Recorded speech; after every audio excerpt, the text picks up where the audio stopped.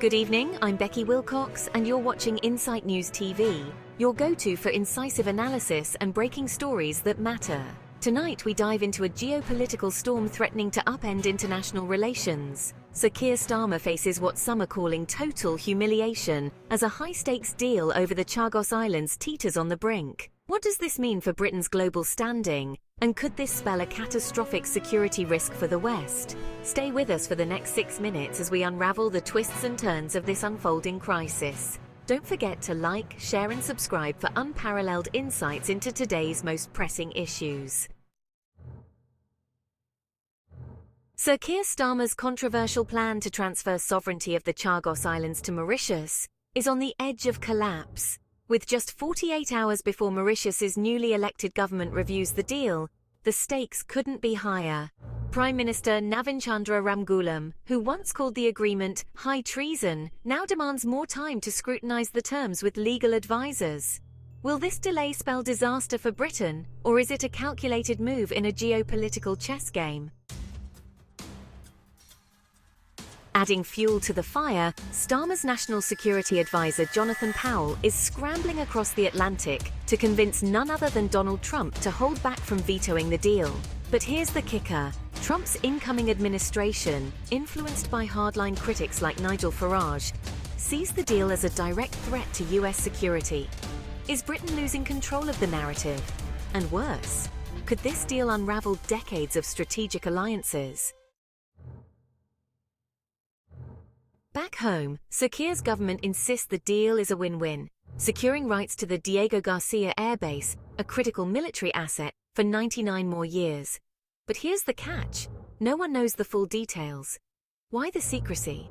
Shadow Defense Secretary James Cartledge isn't holding back, calling a potential collapse a total humiliation. He's not alone. Concerns are growing about the lack of transparency and the real costs behind the agreement. And then there's Donald Trump's team. They're demanding assurances that no action will be taken before his inauguration. Why the urgency? Is there a hidden agenda to fast-track the deal under Joe Biden's outgoing administration? It's a high-stakes waiting game, and the clock is ticking. But the plot thickens. The real fear isn't just political embarrassment, it's national security. Critics argue the deal could open the door for China to establish a foothold in the Indian Ocean, potentially building a rival base on the islands. Could this pave the way for a seismic shift in global power dynamics?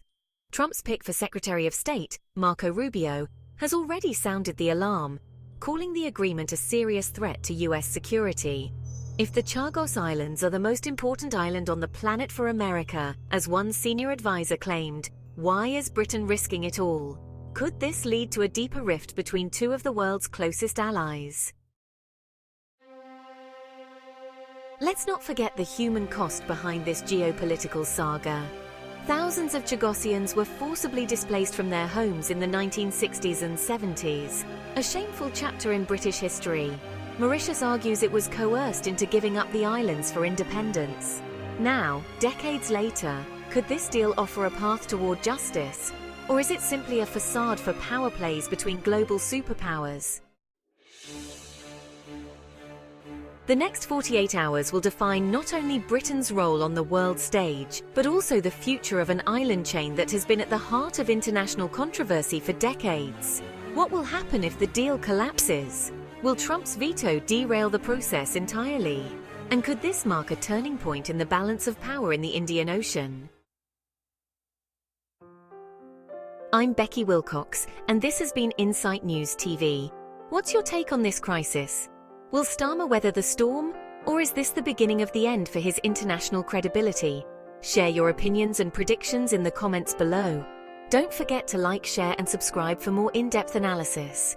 Until next time, stay informed, stay curious.